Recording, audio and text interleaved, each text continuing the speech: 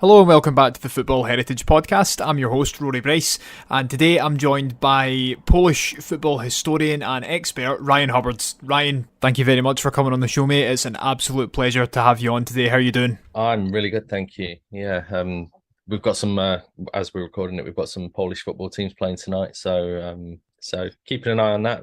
Not going as well as we'd hoped, but yeah, apart from that, all good.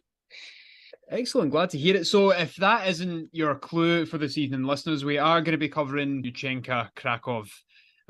Club from Krakow. They were founded in, I think it was 1919, sometime around then, maybe a little earlier, and they went defunct in 1939. And we're going to be exploring all the reasons why that happened.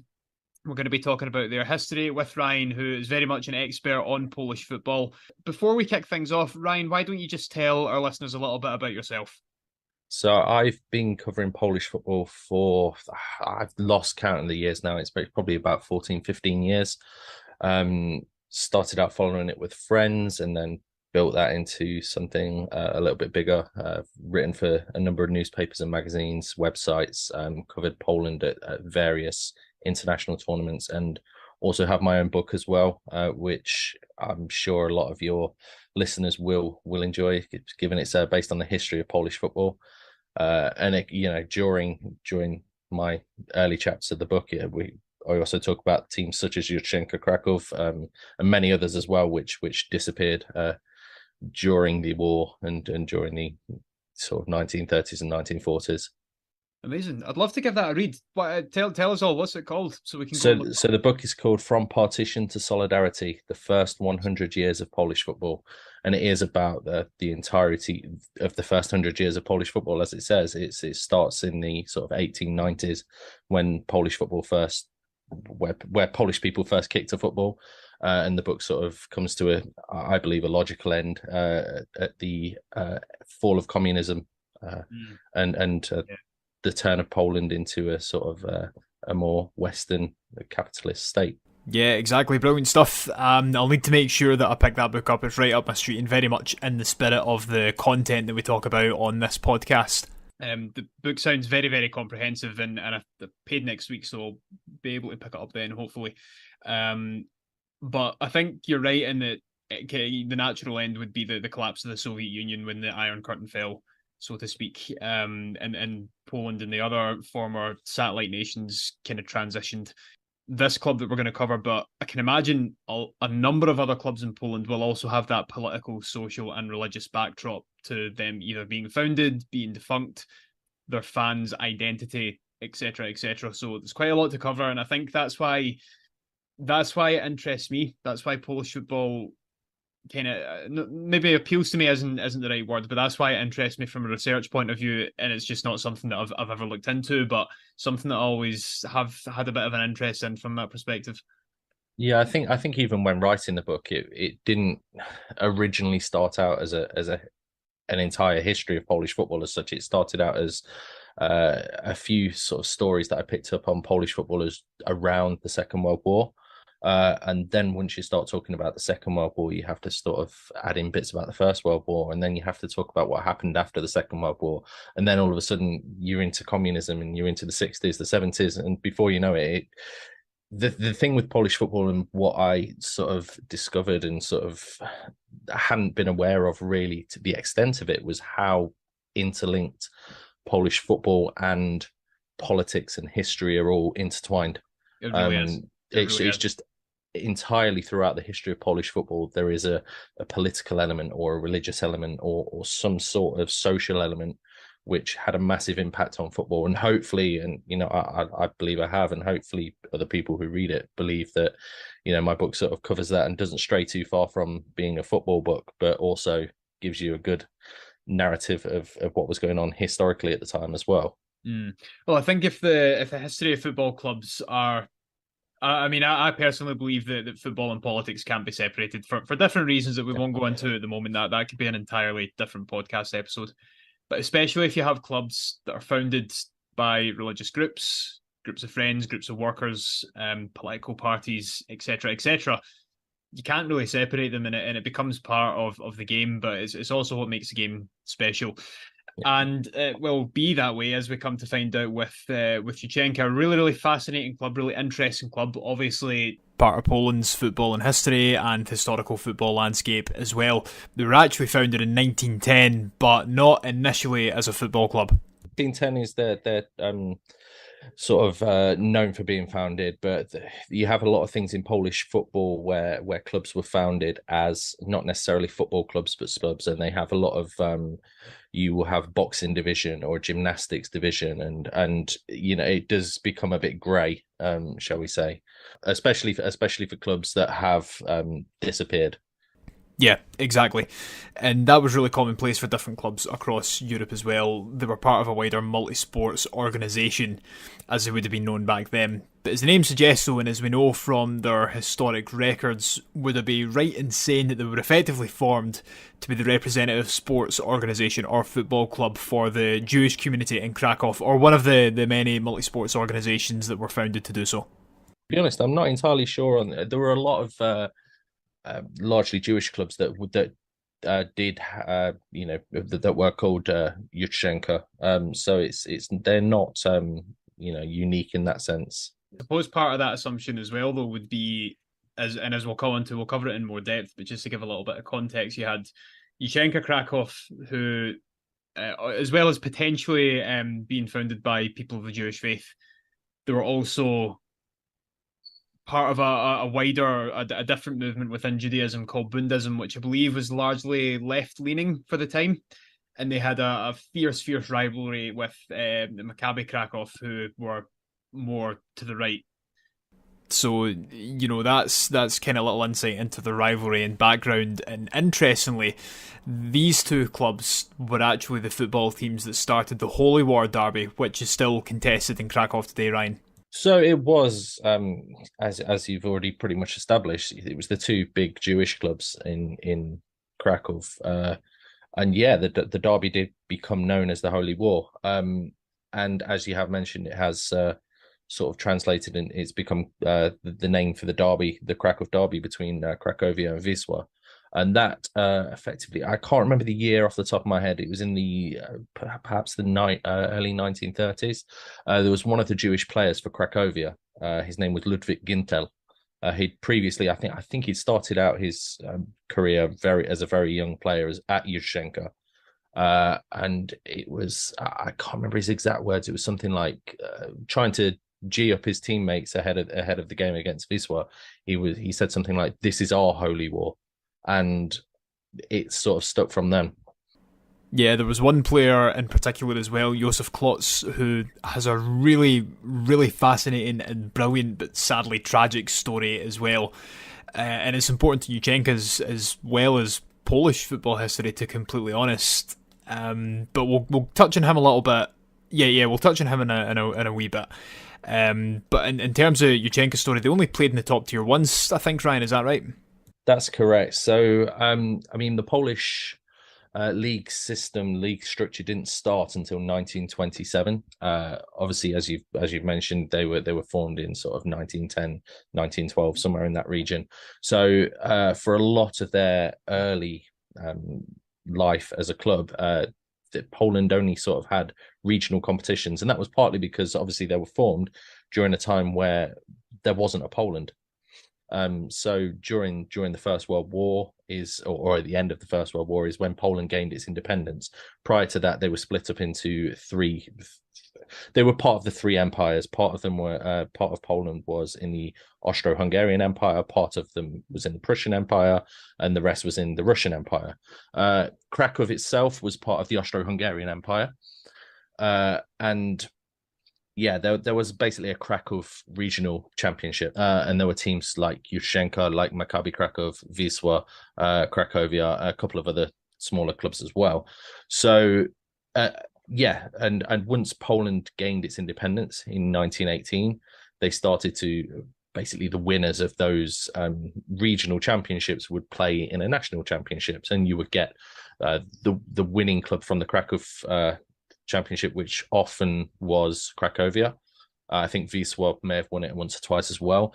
They would play against the winner of the Warsaw Championships, or the winner of the Poznan Championships, for example. So there wasn't a league structure as such. That league structure finally was created in 1927, and it wasn't under the auspices of the Polish Football Association at the time. So basically, there was a bit of a dispute between the Polish Football Association and all of these clubs, which were fed up of, perhaps finishing second in their regional championships, but they still felt that they deserved to play against the teams in the other regions in a national championship as such. So at the time, Cracovia, their president, was also high up in the PZPN, which is the Polish FA. And because it was this sort of standoff between the league clubs and the Polish Football Association, Cracovia decided not to take part, with their boss being within the PZPN. And as such, a place was offered to Jutrzenka for that first league season. So that was their one and only league season, was the first league season. So they were a founder member of the Polish League. And unfortunately, they were relegated in that first season and never returned. Yeah, so just a brief spell in the top flight there, but that's some great historic and political context you've provided there, Ryan, so thank you very much.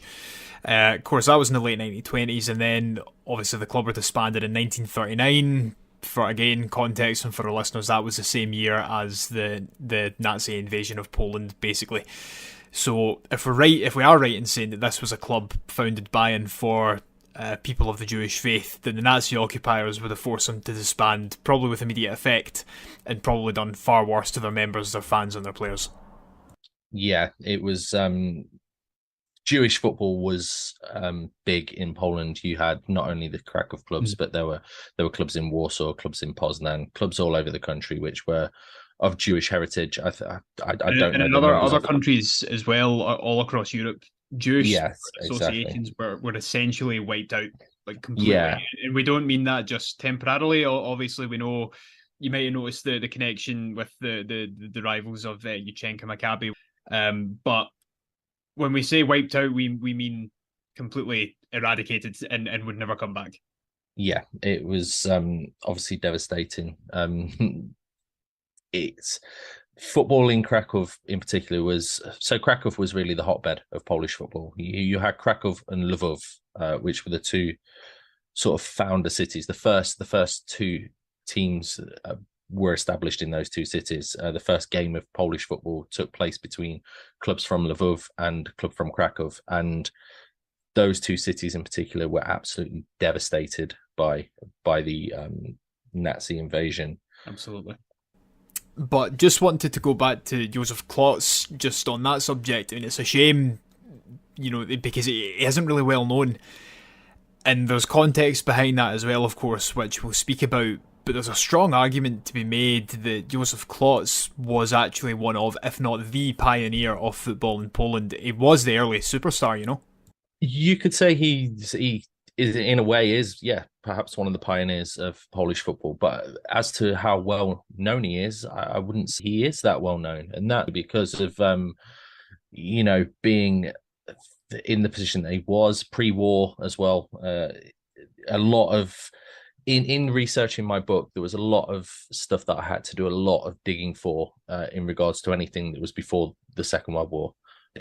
Even more so if it involved a Jewish club or a Jewish player, because largely records and everything were just wiped out, and and it's absolutely horrific to say, but it was almost made as though those players and those clubs didn't exist. Exactly, and that's the thing. Is maybe what a lot of people don't realize. Maybe I don't want to say don't understand, but maybe a lot of people who are casually into football history or don't know that much about it, particularly where World War II is concerned. A lot of players from the early days of football in countries are, generally speaking, not very well known unless you're in a historic football circle, which is fine.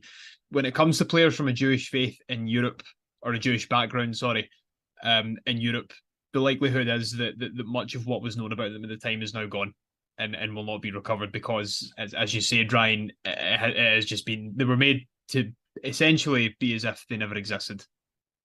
Yeah, and obviously, as you've alluded to, Klotz had a massive part to play in the history of Polish football. Mm. He was a Jutrzenka player, and whilst he was at Jutrzenka, he was called into the Polish national team. The Polish national team was established, or its first game took place at the back end of 1921, which was only a couple of years after the establishment of the Polish Football Association.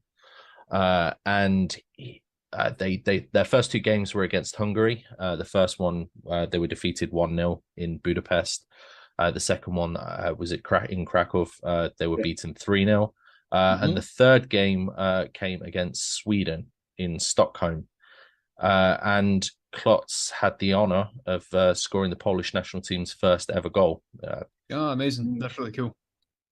Well, I mean, that at the end of the day, that's why he's a pioneer too, I suppose. But it's important what you said there, that with minorities in the history of football and just in, wider history in general, particularly those people who have suffered oppression, genocide, or in this case, Holocaust and ethnic cleansing, it's unlikely that many records will have survived because, as you said, the regimes acting against them will have done everything in their power to try and eradicate any trace of these people's existence, which is it is absolutely horrible to think about.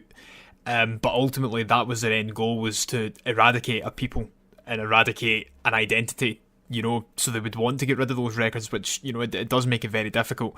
But it really drives home the idea that we need to do everything within our power to stop that from ever happening again. But interestingly, Josef Klotz only actually played for two clubs as well, and one of the clubs is the sort of centrepiece of our episode today. But he played for Jutrzenka, he played for Maccabi. He did actually, I believe, if I'm right in saying, he did actually come back to Krakow and played for Maccabi. So I think he did play for a few other clubs, but by that time his obviously career was coming to an end. He wasn't at a high level as well, given that the clubs such as Maccabi didn't ever play in the league. And I suppose there's those aspects to it as well. Josef Klotz actually retired in 1930, but tragically he died in a ghetto in Nazi-occupied Warsaw, which is absolutely tragic. Murdered by the fascist genocide and the regime that was put in place there. Is there anything to commemorate Josef Klotz at all? I feel like he should be more well known than he actually is, although we've spoken about why that may not be the case. Not that I'm aware of, and I think that's purely because of the scale of what happened in German occupied Poland at the time.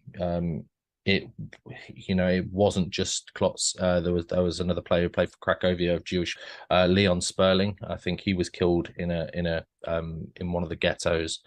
There were numerous members of numerous footballers, numerous members of founders of the Polish FA, that sort of thing, who were killed in the Katyn massacre. You had several others who died during the war. Players such as Józef Kałuża, who is the he was the Polish national team coach just before the war. He was also a Cracovia legend, one of the founding players of Cracovia. He died, although it wasn't directly attributed to the war. It was obviously during that period as well. So I think it's not that Polish football hasn't necessarily wanted to honor him. It's just that there was that scale of stuff going on, that there are perhaps hundreds of people they could have honored. The Polish Football Association did actually honor him a few years ago. Poland played a friendly match. I think it was a friendly match at the time against Israel, and during or before that match, Klotz was honoured by the Polish Football Association. There was a sort of a bit of a presentation and a bit of a memorial before the match. And that is I think the first time that he was sort of not acknowledged, but really brought to prominence, shall we say? Because like I say, a lot of people, if you mentioned his name in Poland, a lot of people wouldn't know who he was. So that's the thing as well, with the sheer scale of dehumanization that took place, it was unlikely that a monument or statue would ever have been erected, even in the immediate aftermath. But also, there were likely a number of footballers and other people as well, other sports people and other just individuals who, because there was no records, because of the mass burials, they were just presumed dead. obviously with the huge amount of suffering, murder, and displacement caused by the Holocaust, I'm guessing that no attempt was or even could have been made to try and rebuild the club. And I mean, many towns of their size either after the war. I mean, it surely must have been the last thing in a lot of people's minds, you know. I'm not aware of anything, and I think that's purely because, again, the scale of. I think Poland was, if I'm correct in saying that, and again, I don't have the numbers to it, but they were the how would you best say it? They were the country that was most populated by Jewish or people of Jewish faith in Europe at the time, and obviously, I think Norman Davis, the historian, says he calls Poland God's playground. And that's purely because of the amount. If you look at World War One, World War Two, the bulk of it happened on what is Polish soil. In Poland it's the epicenter of World War One and World War Two. So yeah, it's just a horrible history that Poland has. That's the thing. It's that period of history from even if you go back to pre turn of the century to 1900, with the Prussian Empire, and you had other wars going on as well. There was a period of about 100 years where it was. I mean, calling it pretty rough is obviously a huge understatement, but it was a period of time when Poland was just going through war after war, invasion after invasion, and there was no. Well, it just didn't exist. Poland just didn't exist for 120 odd years. I mean, the one thing you would say is that, as I previously mentioned, Poland was obviously split between the three empires: the Russian, the Prussian, and the Austro-Hungarian. The Austro-Hungarian Empire, in which Krakow sat, that was probably the most liberal of the three. You had the Russian Empire, which were very, as you'd imagine, with the Russian Empire, they're very pro-Russian. They tried to change the language. They tried to eradicate Polishness, and similar for the Prussian Empire as well. They were very pro-German, wanted everybody to speak German, wanted to eradicate Polishness, whereas the Austro-Hungarians were the first to allow the Poles to have their own football association. They were the first to say that Poles were happy. They were allowed to speak Polish. They had these hotbeds of Polish culture, the cities like Krakow and Lvov, and I suppose that's partly. They were allowed to express with and yeah, they were allowed to have political parties. They were allowed to express religion.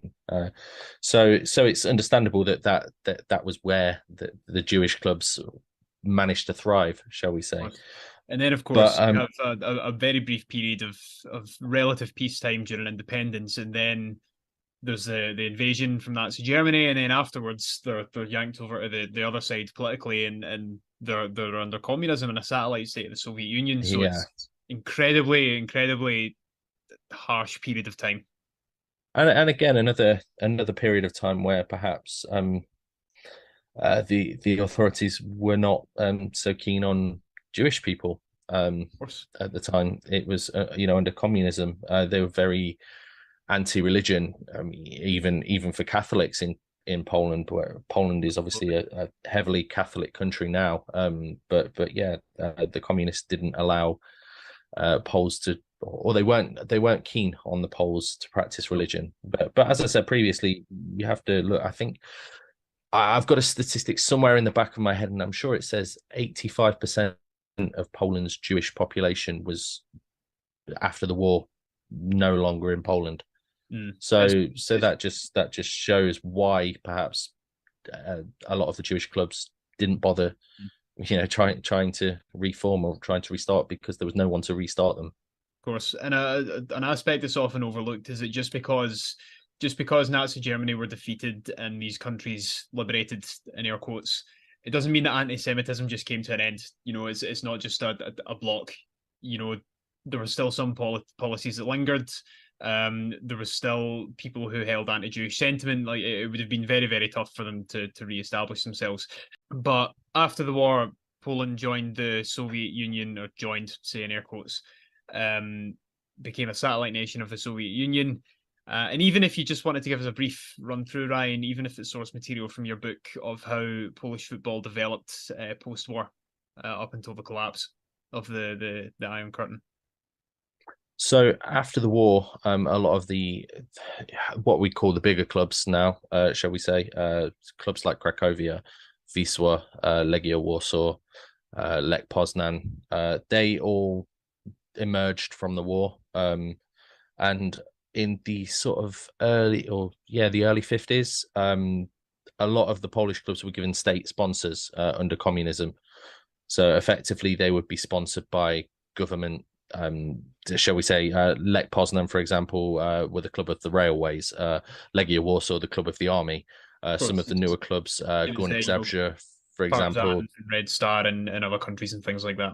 Yeah, as you'd see in those other countries, and that sort of became the basis of where Polish football went. You'd have the clubs such as Legia, who were the club of the army, who were able to call up players for national service and effectively put them into their ranks and put them into their team, and effectively they could pinch all of the best players from across the country. You had the odd club, one of the clubs that was established in 1948 and gained prominence in the late 1950s was Górnik Zabrze. They were the club of the miners and the mining industry. Yep. And one thing about mining in Poland is that I describe it in my book as the black blood of Poland. It was crucial to their economy. That I won't say their entire economy, but a good chunk of their economy was based on coal mining. Okay. So they effectively became Legia's nemesis, because as with mining being so important, Legia couldn't call up their players for national service. So they were able to sort of get around it and become Legia's biggest rivals. And you had a period during the 60s and 70s where those were the two biggest clubs in Poland. And they were, Górnik Zabrze, for example, managed to get into the European Cup. The year that Manchester United won the European Cup, Górnik Zabrze were the only club to actually defeat them. Oh, wow. During that. So in 1968, they lost the first game in Manchester 2-0, but in Katowice they won 1-0. So yeah, they became the only team to actually beat them in their European Cup winning campaign. And 2 years later, they got to the Cup Winners' Cup final and they were defeated by Manchester City, and they still remain the only Polish club ever to get to the final of a European competition. In the same year, Legia Warsaw reached the semi-final of the European Cup and were defeated by Feyenoord. And yeah, you had this spell where Polish football developed, but it was very much under communism, under socialist ideology and under socialist ideals, and you got to this point where during the late 80s you had the fall of communism. And some of those clubs, such as Górnik Zabrze, for example, who were by that time 14 times champions of Poland. You also had Ruch Chorzów, who were 14 times champions of Poland. They lost their financial backing and just effectively collapsed. Neither of those two sides have won a league title since. And you had clubs such as Polonia Warsaw, who were massive symbols of Polishness, and you can tell by their name. Yeah, who were the biggest club in Warsaw pre-war, really. Who, as a symbol of Polishness, the communists came down pretty heavy on them. They gave them the railways as the sponsor, but the railways were the most destitute of the government state-owned industries, so they couldn't pump a lot of money in. Even then, the railways decided to pump all of the money into Lech Poznan instead. So Polonia Warsaw, this symbol of Polishness, absolutely disappeared, and it was only on the fall of communism when they started to rebuild themselves. Similarly for Cracovia as well. Again, they were seen as sort of a bastion of Polishness, and they were disappeared. Whereas Wisła Kraków, their big rivals, they were given the patronage of the militia, the police. So they effectively built themselves up and became quite a big club during the 60s, 70s, 80s. And you had a lot of that going on. It was the favoured clubs of the authorities tended to do the best. And obviously with the fall of communism, heard that before from other nations as well. So it always seems yeah. I wonder why. yeah. And obviously with the fall of communism, things started to balance out a little bit more, and money started to become king.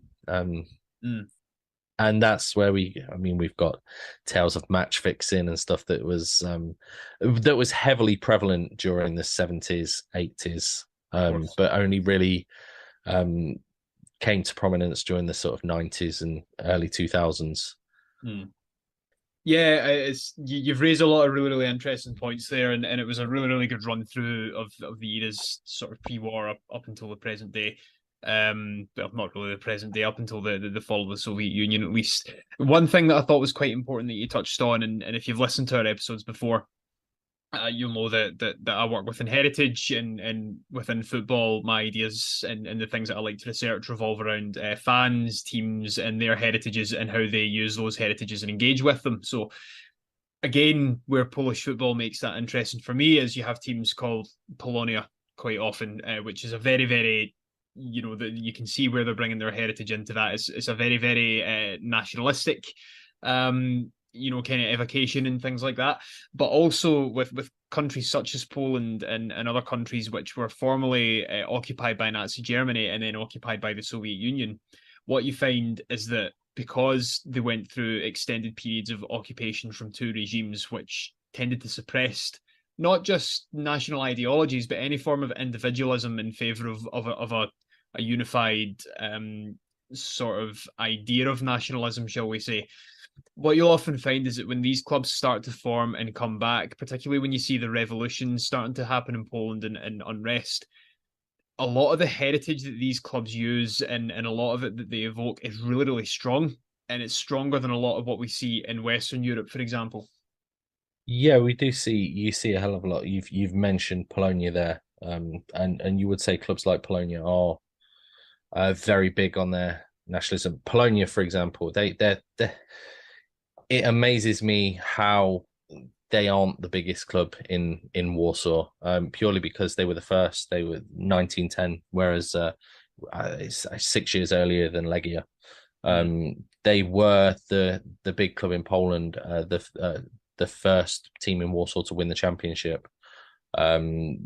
They had the best players, and to just suddenly fall off the cliff by no fault of their own, effectively, it's amazing, obviously in a bad way, but amazing to sort of try and understand how that happened.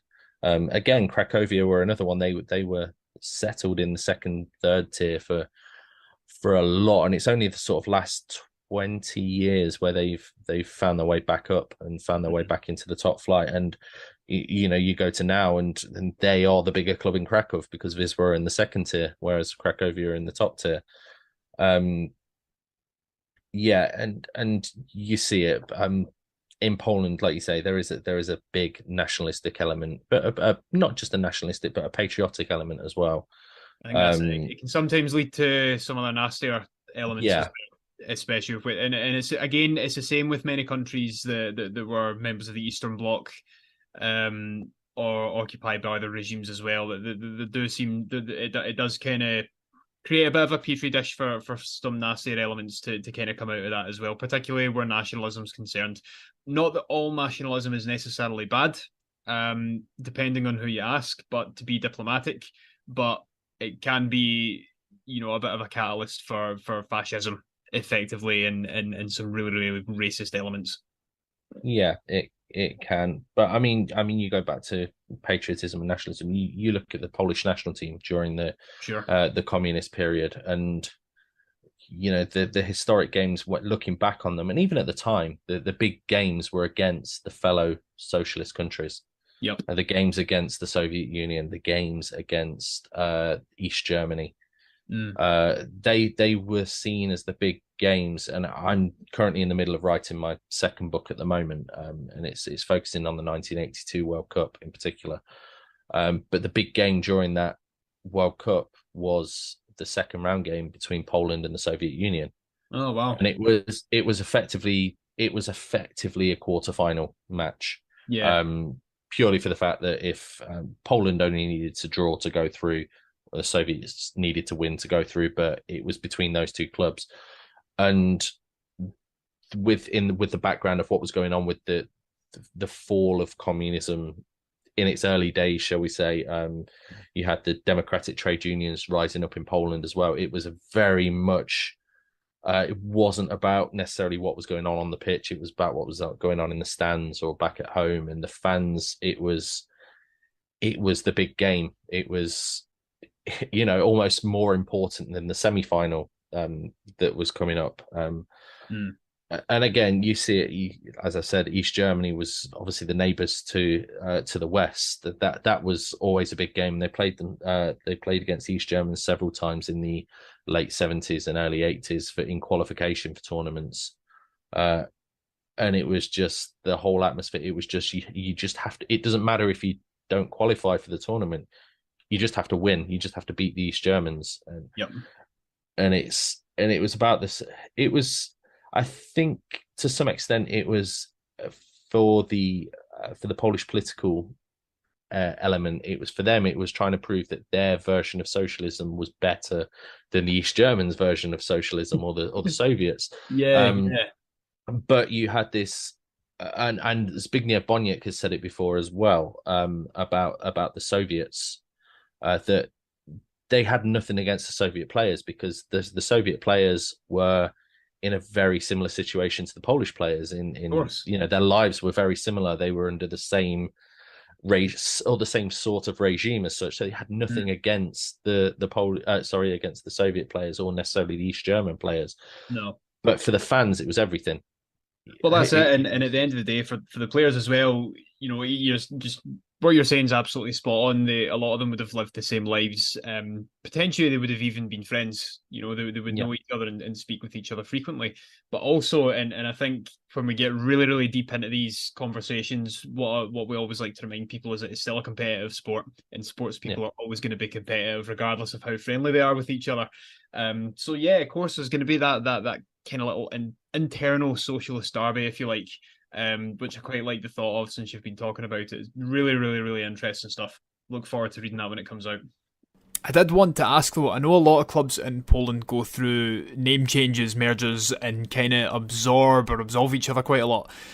So I wondered if there was a specific contextual reason why clubs in Poland go defunct or merge with each other like that, or if it's the case that some clubs are ran better than others, what the management sort of landscape is in Poland. Are clubs ran quite well? I wouldn't necessarily go that far in saying that. Some of the way that a lot of Polish clubs have been run and the way that some are still run isn't exactly great. The one thing I would say about Polish clubs is, or the forgotten or the lost Polish clubs, is the sheer amount of bigger clubs that were lost, shall we say, or shall we say important clubs to Polish football, and a lot of them will have been during the war, not just for religious reasons like we've mentioned, Jutrzenka and Maccabi. But some of the founders of Polish football, as I've mentioned before in this discussion about the center of, or the hotbed of Polish football being the city of Lvov, which is now known by its Ukrainian name, Lviv, which is obviously a Ukrainian city. Obviously, before the Second World War, it was a Polish city. It was in the Polish borders. And that was where the first Polish clubs were established. You had Czarny Lvov, you had Lechia Lvov, you had Pogoń Lvov, who were the three big early clubs in Polish football. Not just in Lvov as well. You had several other clubs, places like Stanisławów, Brest, or there's one I talk about in my book called Junak Drohobycz, who have an absolutely fascinating history. But all of those, after the Second World War, their borders of Poland were shifted dramatically westward, and all of those clubs were no longer, or all of those cities and towns were no longer in Poland. So those clubs just disappeared. Of course, it's very easy to forget the amount of geopolitical shift that's actually taking place around what is now Poland and their borders, not just within the post-war era or the modern era, but beforehand as well. So many of these lost clubs, or even current clubs within those territories with changed identities, will perhaps no longer be considered Polish at all. The sheer amount of clubs that as you can imagine, if the country's borders are moved so dramatically that a lot of these clubs, for example, Pogoń Lwów, who were in the 1920s probably the biggest Polish club, they won the national championship before it was the league in its league structure. I think it was 4 times. Obviously, as soon as the borders were moved, a lot of, well, I say a lot of them, the majority of people who lived in those regions were forced to move over and relocate into areas such as Silesia, which was taken from Germany and effectively gifted to Poland. And a lot of those clubs were not re-established as such, but new clubs were formed with bearing similarities or bearing reference to those clubs that were lost. So some of the big ones, Pogoń Szczecin now, who are currently in the top flight, a lot of their early heritage came from Pogoń Lwów. There's clubs like Polonia Bytom, who are in the southern town of Bytom. That's again, they take their inspiration from Pogoń Lwów. Lechia Gdańsk are another one. Some of their influences comes from Lechia Lwów. So yeah, there was just this whole dramatic geopolitical shift, and just not just clubs, but towns and people just disappeared and were moved and shifted. So exactly, and there's been so much political change and displacement around that entire region of Central to Eastern Europe that it makes trying to archive and track and research a lot of these clubs incredibly difficult, if not impossible. There's probably more than one football team which probably belongs to a country that just doesn't even exist anymore. You look at, I didn't even mention, you've got areas of what is now Lithuania. So Vilnius, sure, for example, absolutely, was previously Vilno in Poland. But yeah, as you mentioned, it wasn't just that Poland lost land, they gained land from Germany as well. So places like Lower Silesia, places like Wrocław now, Wrocław was previously, it was Breslau in Germany. So you have some clubs that were lost in Poland. So you had Katowice, which was sort of on the border historically. Over the years, it's been part of Germany and Poland. In the 1920s, it was effectively given. I say given. It was declared as part of Poland, but there were German minority clubs in the region. INFC Katowice is a big one. They I think they did re-establish a few years ago as a sort of homage. I don't think they're minority or they're German majority club anymore. But yeah, there is a lot of it's almost re-established in a nostalgic way. But just purely because of the massive geopolitical shifts in those regions. And one thing as well, I go back to, a lot of these clubs, even the Polish clubs, when they were first established, there was no Poland. So many clubs, Warta Poznań, one of the first Polish clubs, they were a Polish club within Germany. Both the Łódź clubs, LKS Łódź and Widzew Łódź, they were in the Russian Empire when they were established. Obviously, we've mentioned the Krakow clubs, the Lwów clubs, many more. Yeah, it's just a complicated and I can imagine there are hundreds, and it wouldn't surprise me if there were not big clubs, but there were thousands of clubs that were lost and disappeared somewhere. If you were to pick one lost club from Poland or one story from Polish football history, which one would you pick? There are so many. In terms of a lost club, Pogoń Lwów, to me, they were one of the first that I was researching when I wrote the book. I wrote an article years and years ago about one player in particular who played for them, called Václav Kuchar. And he was one of the first Polish internationals, but he was also a champion speed skater. He was an ice hockey player. Amazing. So I think he was an athlete as well. He was a track athlete as well. So he was one of the first ones that I sort of fell in love with his story a little bit. But another one as well. And again, he was sort of lost to history a little bit. Is a player called Ernest Wilimowski. So Wilimowski was born to German parents. His father was killed in the First World War as a German soldier. He was born in what was Katowice, but became Katowice in Poland, and he effectively took Polish citizenship. Played for what is now Ruch Chorzów, and he scored a massive amount of goals for them in the 1930s. He was the top scorer for about 5 years in a row. Scored 10 goals in one game one time. He was Polish. I think he scored 22 goals in 21 games for the Polish national team. If I've got that stat correct. Not bad at all.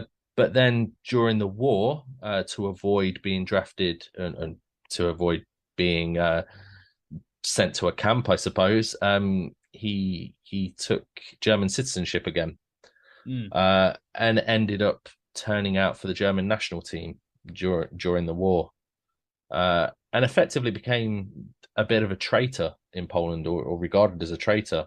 He was the star of Polish football, and then during a very difficult time, we have to say, during a time where if he hadn't have taken German citizenship, he would have been persecuted. We do have to remember that's the story behind it. But there's that context as well, where there's a story about his mother. I think was sent. She was actually sent to one of the concentration camps, and due to his status and his contacts, he was able to get her out of one of the concentration camps. So it's taking German citizenship. I'm sure it wouldn't have been done lightly, but in a way, it's hard to say it was the wrong thing for him to do. That's the thing, that there's so much we can say sitting in the future, looking back on all this. When you're living under it, then you're going to do anything to save your family. And he wasn't the only player as well. There were numerous others, particularly in the region. Have you read The Defiant by Chris Lee? Chris Lee, yeah, fantastic book, and it touches on a lot of things that you've just mentioned there. What football players done to save the other people as well. The types of things that they've done to help other people who were really, really suffering under fascism and other different regimes, particularly in Germany. And I don't think he covered Poland in a chapter, but he did mention it quite heavily. And I think a lot of that that he mentioned in the chapter on Italy, especially with a lot of players doing kind of similar things. It's a really, really fascinating thing to look into, the actions that people done and how they used football as a means to oppose fascism. Of course, there was also people who used it to prop it up. But the more impressive stories by far are those who opposed it, certainly. But I think that'll do us for tonight. Ryan, thank you so very much for coming on and having this discussion with me tonight. Obviously, Jutrzenka Kraków, and to a lesser extent, Josef Klotz have really kind of been the focal point for this conversation, but it was so that we could talk about all of these other issues surrounding the history of football in Poland. And it's given me so many ideas for further episodes that we could talk about more, because I hope this gives our listeners just a little bit of an idea and inspires them to go and look out some further reading, because this is very much just the tip of the iceberg. And I've really, really enjoyed the conversation that we've had tonight, Ryan, so thank you very much for coming on. Of course, if anyone wants to check out Ryan's author profile on Amazon, it's just Ryan Hubbard. You can go and buy his book as well, which is the history of Polish football in 100 years or something like that. I've probably butchered that, but we'll put the link to it in our show notes, so please do go and have a look at that if it's something that you want to research further. Of course, once again, thank you very much to all of our listeners who tuned in for this episode. If there's a topic that you want us to cover similar to the ones that was discussed tonight, or anything revolving around the history, heritage, identity, culture, community, place, or ideas linked to different football clubs, whether they're still existing, they're lost, long defunct, merged, whatever, then please do get in touch. We're more than happy to discuss any topic related to football, history, or heritage. And if it's something that you're not sure would fit our project, just get in touch with us, we'll have a chat with you, and we'll see what we're able to do. You can get in touch with us on X, that's @_footyheritage, or you can email us at hello@footballheritage.co.uk as well. But for now, Ryan, say goodbye. Good night, everyone. Thank you very much for having me. And it's goodbye from me as well. We'll see you all again next week. Goodbye.